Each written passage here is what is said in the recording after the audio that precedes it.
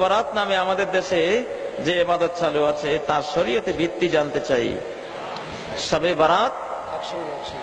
শবে বরাতে মিলাদ নামাজের পরে ইমামের সম্মিলিত মুনাজাত ইবাদত না বিদআত? এগুলো সব বিদআত। শবে বরাতে কোনো ইবাদত সহিভাবে প্রমাণিত নয়। একটি হাদিস যেটাকে খুব টানা হেঁচড়া করে 7-8টি সনদে বর্ণিত হওয়ার কারণে আলবানী সহিহ বলেছেন, সেখানেও কোনো ইবাদত নেই।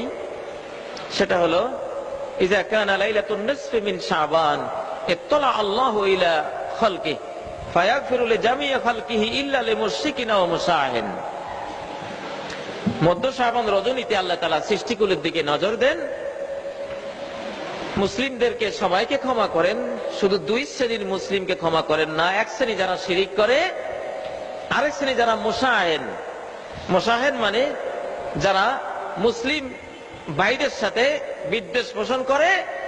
মুশাহিনের আরেক অর্থ হলো যারা সুন্নতকেও পছন্দ করে না, সুন্নত দেখতে পারে না, সুন্নতের সাথে দুশমনী পোষণ করে।